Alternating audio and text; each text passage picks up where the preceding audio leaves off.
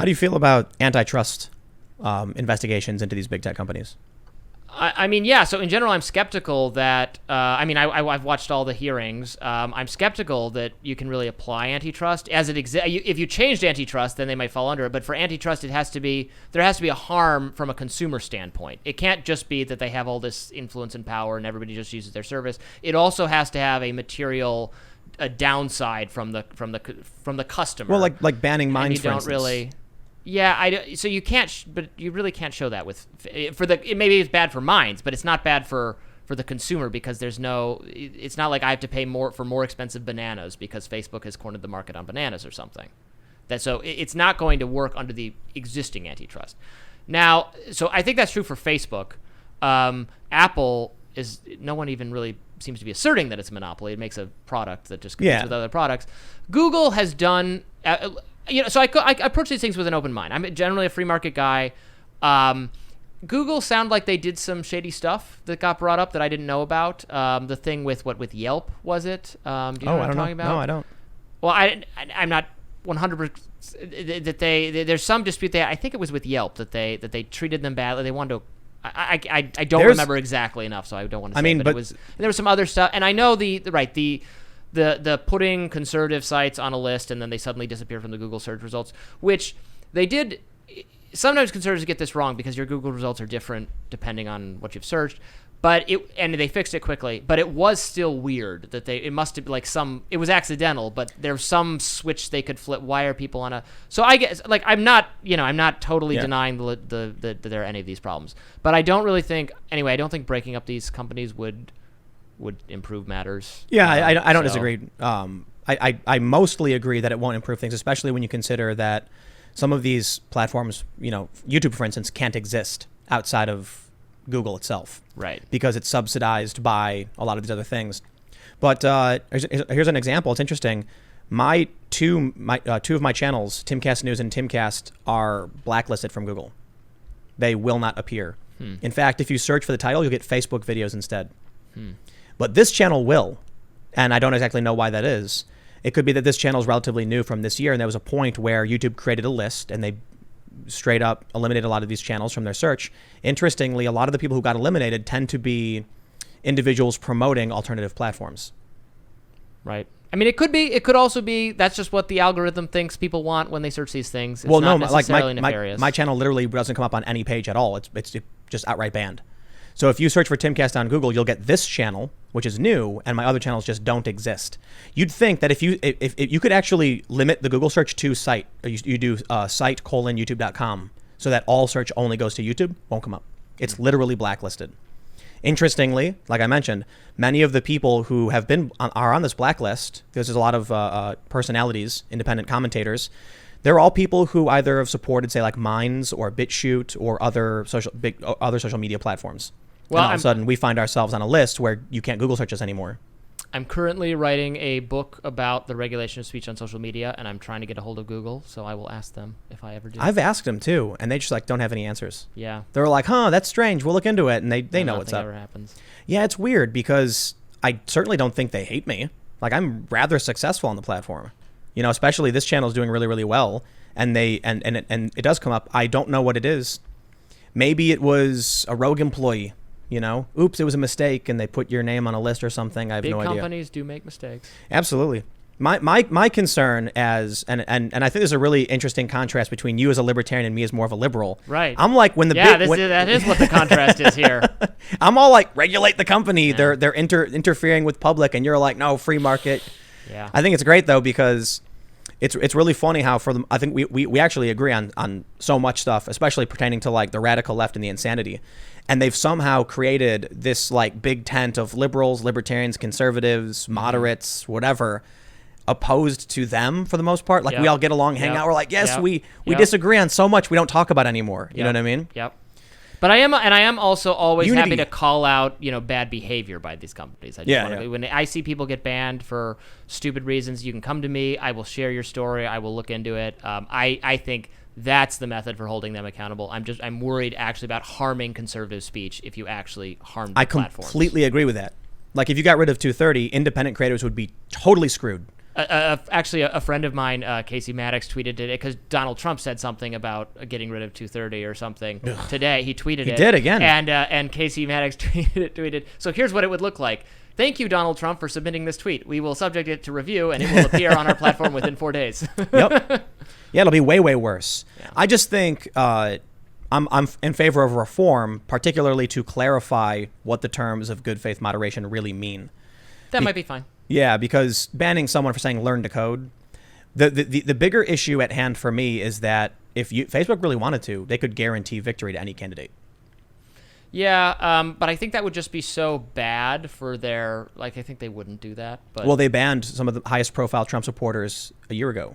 But would that even give, then they could go full MSNBC or full Fox and be so in the tank for one cat. YouTube is that right? But that already exists. Actually, what I'm saying is that phenomenon already exists because there's already rabidly partisan information outlets spewing selective or biased or even outright disinformation, and it's just the world it's always been the world we live in. I mean, think of the newspaper where you would get all your information used to be called the Republican or the Democrat. Yeah, I mean, partisan insanity or Yellow Journal. I mean, remember the Maine? If we're going to go back far enough, there's a long history of this kind of thing. I don't think the problem is different because it involves different methods of delivery of information. I'm not sure it's actually notably different in the kind of thing. I think YouTube is the best. Yeah. And I explain this a lot, that if you go to YouTube, you can actually get a progressive, liberal, moderate, conservative, individual. You can actually hear what a lot of them have to say. And there's actually even some relatively far-right individuals who have survived on the platform for quite some time, although they're the first to get the axe. If you only watch some of these cable news channels, you're in a specific partisan building. You go on YouTube, you might get a mixed bag of things. Mm-hmm. The bigger issue I see is that YouTube is not so much of the problem in my opinion, because but they are definitely going mainstream. I think most people will get recommended Fox News videos after they leave this stream. And it's interesting too because they've done similar things to Jimmy Dore, who's he's a lefty. But they recommend Fox News on his channel like crazy. So there was actually a researcher who mapped all this and found that YouTube does everything in their power to actually push people towards mainstream media. Yeah. That's a problem. Well, so I'm actually just working on that part of my book right now, looking at because there was a concern among progressive people that YouTube is radicalizing people by giving them increasingly fringe alt-right content. Right, it's the opposite. Right. Is that they're trying to send them more normie stuff. There's actually substantially more left wing as well. It's 2 to 1. So there's actually a chart that maps this, and you have to be careful because it is 2 to 1 that you are more likely to be recommended left wing content, but it's because many mainstream celebrities and comedians are making anti-Trump jokes. So the perspective you will get from them will be anti-Trump, which aligns with the left, but it is not left partisan content. Right. So in reality, it's actually, if you get rid of the late night comedy hosts, all that generic trash, current year comedy, it's awful, then you get a decent lean towards YouTube promoting left-wing content relative to right-wing content. But it is decently balanced, but the rabbit hole, that's the point, it leans left. Right. But the reality is there's not a very big rabbit hole on YouTube at all. Yeah. It's so, where the rabbit hole really is? It's Facebook. Because Facebook allows you to directly share the content. So what happens is you go on Facebook, and this is the bigger problem I see with these big tech companies. It's the algorithmic feeds, where you essentially have accidental worldviews being built.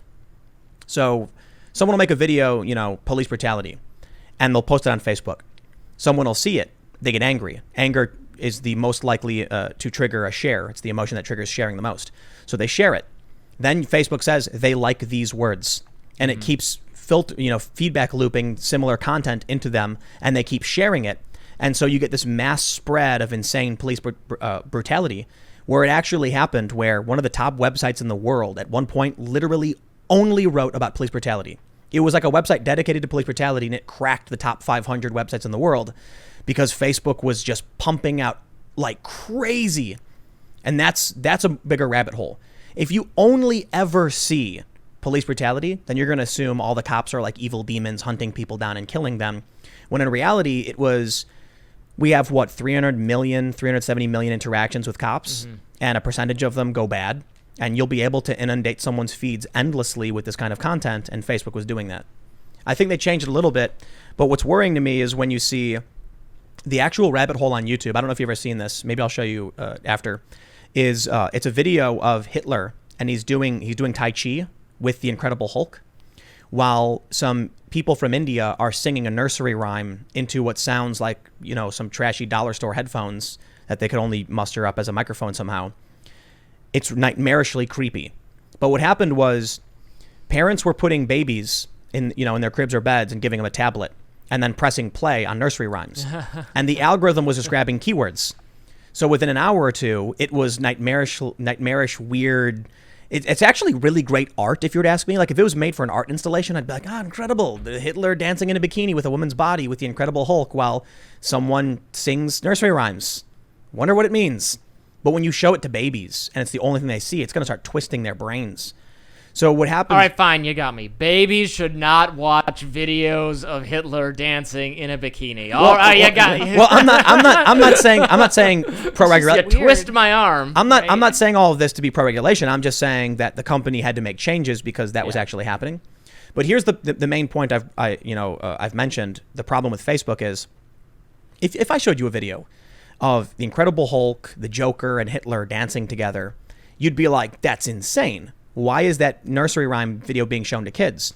It's crazy. The baby doesn't.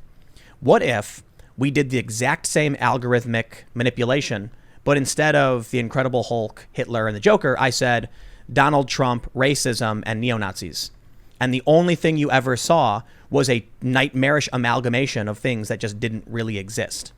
So we've actually seen this in news outlets. There was one we talked about in the show where it was like they were making fun of they were dragging Melania Trump, and they stuffed every possible keyword into the article because they were hoping that those keywords would get it shared more on like Google or something. That's the danger I see with big tech companies having algorithms that choose certain words and weighs them, and then it results in people getting these specific narratives. I think one of the reasons we see the rise of the radical left in this way is because Facebook's algorithm favors content that has more keywords in it. So why is it that police brutality did so well? Anger triggered emotions. But they started mixing in the words racism and police brutality, and it got even more shares because now it had double the keywords. Same thing was true for adding sexism. And now you'll see articles from Vice saying like, trans women of color fighting against police brutality is the epitome of Black Lives Matter in Trump's America. Right. That sounds exactly like a Vice headline. Yeah, and it's like we just jammed everything in there, but then people read that and they adopt this ideology that seemingly has no goal and makes no sense. Well, that's actually that's a good thing to hear because that we can fix that problem. Right, you could absolutely. change what, just like it used to be Upworthy style headlines is what drove like clickbait stuff, and then there was tweaks to algorithms, and now all that went away because all the crash of that kind of content. So yeah, well, that's my rant on algorithms. Thanks for checking out this clip from the Timcast IRL podcast. We do the show live Monday through Friday at 8 p.m. So come back to check us out when we go live. Don't forget to subscribe, hit the like button, hit the notification bell, and we are also available on all podcast platforms for free if you want to listen to us there. Thanks for hanging out, and we will see you all next time.